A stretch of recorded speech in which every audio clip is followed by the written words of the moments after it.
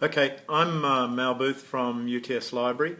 I'm going to talk to you about the Artist in Residency program that we started a few years ago. I have to explain that I flew back yesterday from Berlin via Stockholm and Bangkok, so I'm a bit jet lagged, and I'll probably be speaking in fluent left-handed Braille, so you'll have to excuse me for that. There's also a building development happening across the road. I'm still at home. I've got to go in later tonight for an open access thing. Anyway, on to the Artist in Residence stuff that we're doing. As I said, this is our third year this year. Our first artist was a guy called Chris Gall, and he looked at some essential differences between what is discovery and what is search through an artist's eyes, and new ways of looking at library collections and describing them, or visualising them in many ways. Chris Gaines was our artist last year. He was he looked at the place of the library in the university and how it reflects the fundamental elements of a university in terms of its narrative, dialogues, monologues, and it was a really interesting work in multimedia. He produced images, films. He recorded music for these 3 films at the end in the end of Residence exhibition, and I think it's a work that many people, it's so conceptual, many people probably won't appreciate it for many years, but I think it stands as well as some of, like Sean Gladwell's work, if you're talking about video art and performance. In 2014, we've got 2 artists, Alyssa Lee and Adam Hinshaw, working.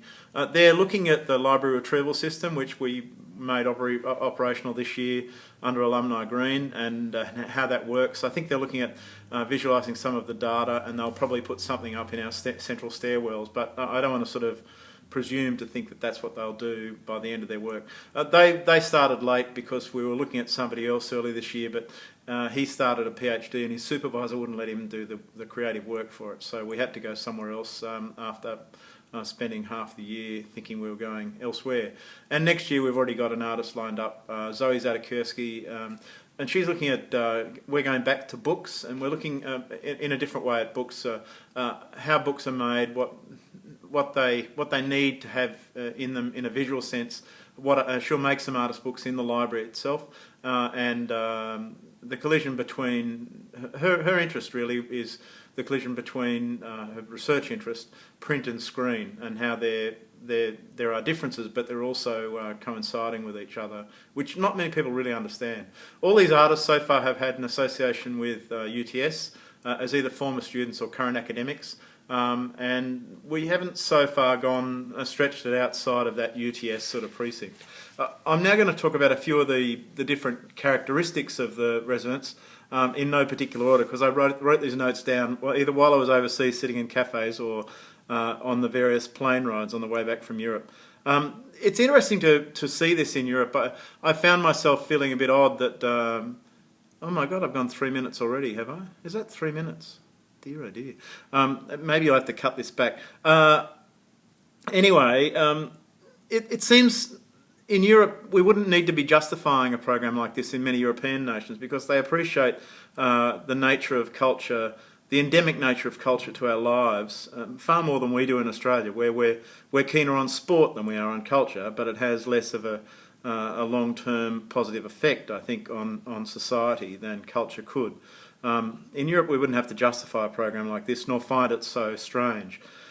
Anyway, I think we started it because I thought we needed to surprise ourselves and surprise others, and engage with the creative heart of the university by being part of it and helping to, in some ways, sponsor it. This also helped to increase the imprint of culture in our library, particularly because we're a technical university. I find that the artists, in many ways, through their interpretations of our work, ask us questions we don't ask of ourselves, and that's not something that everybody can do. It's certainly not something consultants do. I really don't think that they're that valuable, but that's another topic completely. They provide a very different perspective through their observations of us and their themes, and their interpretations are quite different and surprising for us, and they can lead to very surprising results. So we set out really with no expectations, and we've had some beautiful, unexpected results because of that through the the ways art and culture have interacted with our business. We find these artists ourselves, we invite them or commission them like the Australian War Memorial does, rather than running a competition or seeking applications. So we don't go down that path at all. I have an advisory board that I clear the appointments with, and they've been very helpful and very supportive of that. That includes people from within the university and one external from the art world.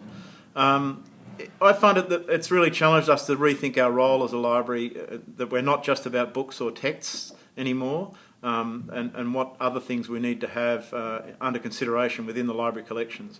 It's helped to establish our library as a source of culture within the university, and also as a source of imagination, creativity within the university.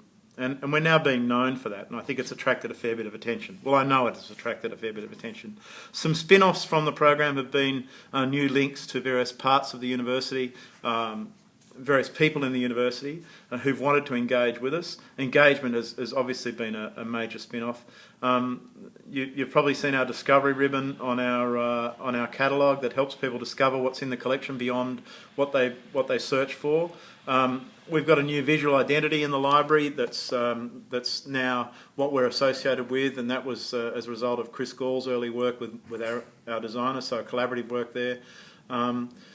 The media object of our monograph open access series has developed from our second Artist in Residence program as well. That's Chris Kane's work with multimedia. And there's more to follow. A series of 9 of those are going. And others are now watching what we're doing and seeing how they can copy the same sort of process or apply it in their own universities. One thing I would say at the end is that I consulted widely before doing this, and then I made some decisions to ignore a fair bit of the advice I got, because if I went down that path, I don't think I'd ever have got it off the ground. So it was one of those things where we went ahead seeking first not to ask permission, but being prepared to seek forgiveness if someone asks questions of us later. So that's about it. Sorry it's gone for so long.